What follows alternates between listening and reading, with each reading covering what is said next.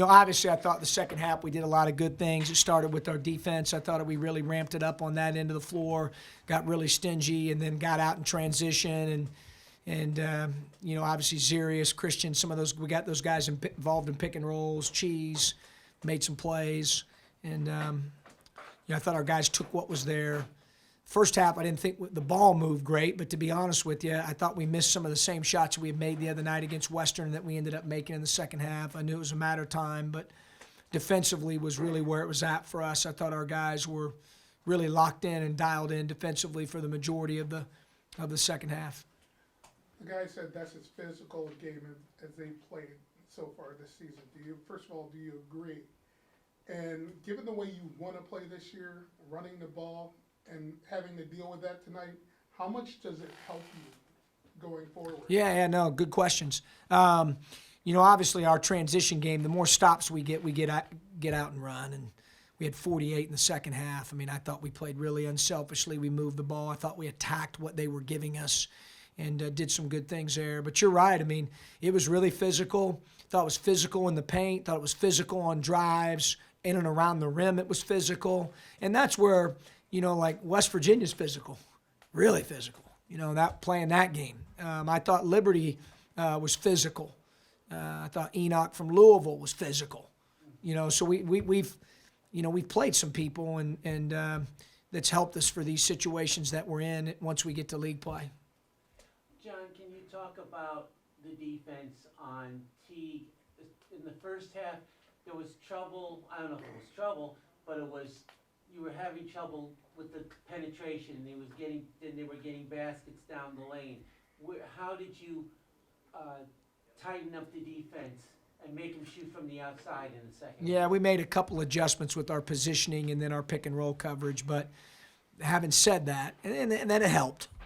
I thought we were much more on edge and played with a lot more energy in the second half on that end of the floor than we did in the first half. And a lot of times it just comes down to playing harder and playing with a little more edge and spirit. And I thought we really defended with our minds and our hearts in the second half. The crowd tonight was the loudest I've heard since you've been here.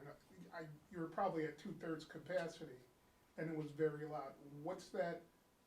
First of all, I know what it does for the team, but what does it mean overall? Well, the UMass game was very similar. I want to give our fans credit. I mean, these games have happened over break. Students don't even start school on Monday. So that's been pretty neat. We're very appreciative of that and grateful. Our guys made the comment after the UMass game. I mean, they didn't anticipate that type of crowd that night and how loud it was, and I thought the crowd made a big difference. Thought the crowd made a difference again tonight.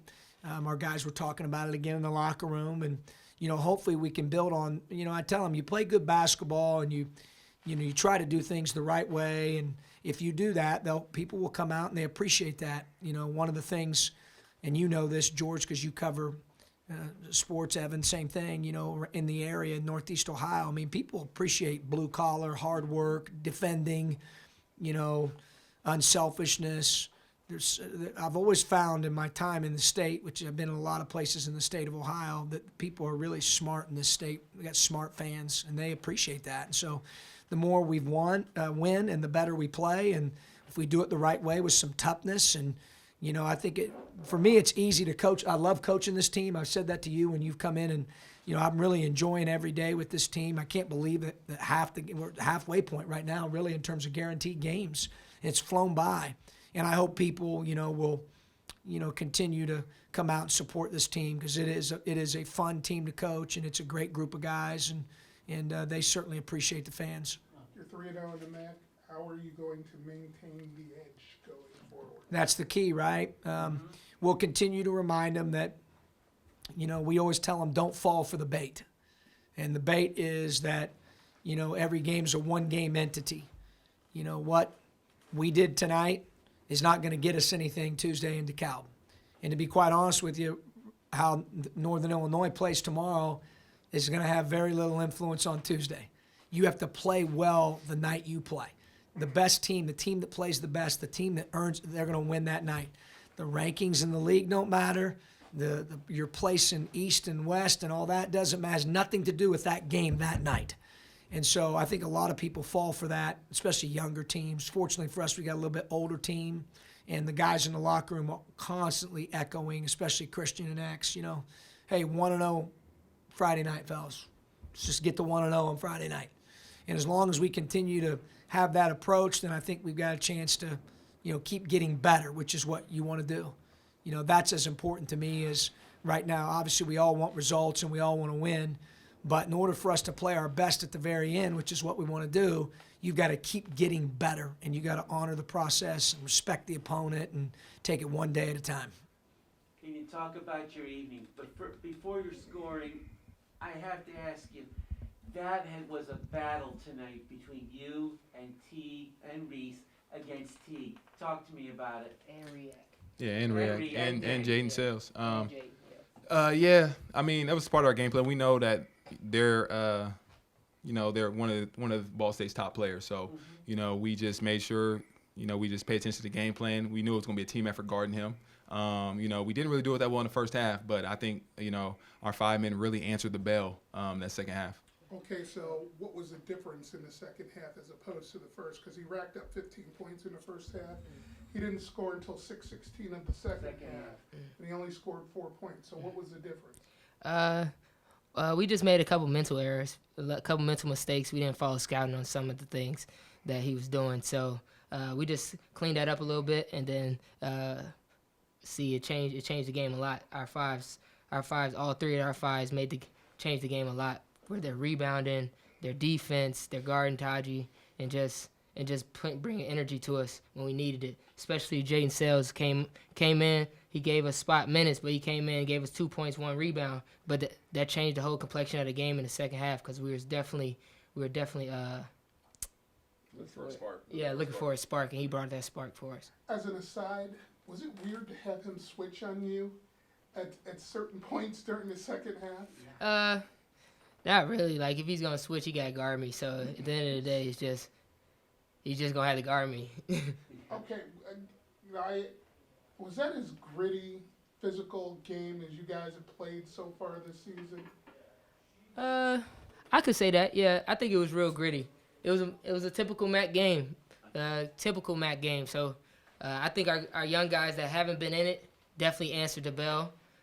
They punched us in the mouth first, and I think we answered that. Okay, you guys are on the record saying you want to run this year, and it seems they took you out of that in the first half. Mm-hmm. What's it like? What's it mean that you were able to overcome that the second half? And as you say, that your defense led the way and it generated offense. Right. What's that say about you as a team, and how does it help you down the road? I think it's all right. We gotta lean on our defense. Like we've been saying all year, our defense is what helps us win games. Defense wins championships.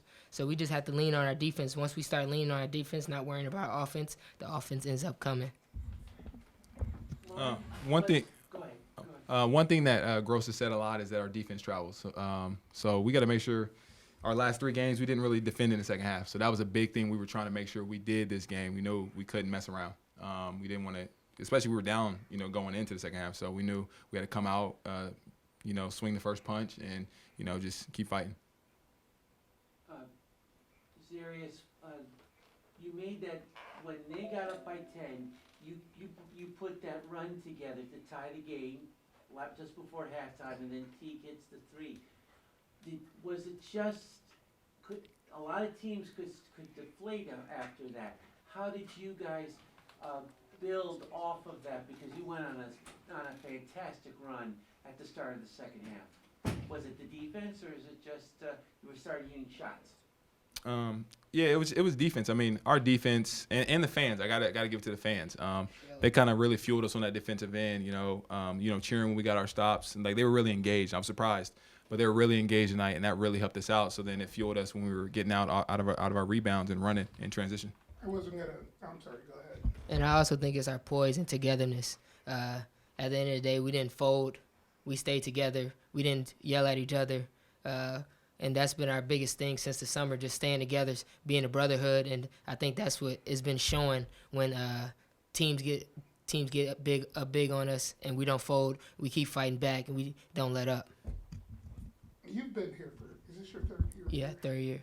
That's the loudest this crowd has been since John Groce took over. Mhm. What did that mean? Because it came in the first half when you guys cut the lead Mhm. down to 3 points. When you tied it up, Mhm. you started to hear the crowd. Mhm. Like I said, loudest I've heard since John Groce took over. What's that mean at this point? Man, the crowd was amazing. That means so much to us as a team because we feed off that energy. Even though, like, when we're down and we feel like we're down and out, the crowd was bringing us up, keeping us in the game, and we were just feeding off their energy and their enthusiasm, and that helped us a lot. So we just want to say thank you to the fans that came out. Hopefully they can keep coming to games, keep supporting us. Hopefully we can keep adding wins so it's entertaining for them as well. 3-0 in the MAC. So we just taking it one game at a time. One name at a time? Yeah, 1-0 every day. You've been saying that. You said that again on Tuesday night too. 1-0. You go on the road. It's a long road trip. Hmm. In a tough environment before you go home. But are you building confidence with every game and every victory? I think we are, but we're trying to take one game at a time, and we're trying to take one day at a time. Our motto has been 1-0 since the summer, so we're just trying to go 1-0 each and every day, 1-0. So we're not worried about this game. This game's over. Now it's on to the next game. Try to go 1-0 in that game. What I would like to ask, though, one thing that was an Achilles in the first half, made mostly by Teague, but a couple of their other players, their dribbled penetration to get into the lane and get some easy shots and some layups. How did you defensively pretty much stop that in the second half and make him shoot from the outside? We just followed our scout. We made too many scouting errors in the first half. So in the second half, we locked in more and just followed our scout and helped our brother out. That's all we were doing, just follow our scout and just reminding each other one stop at a time. Don't get too high, don't get too low.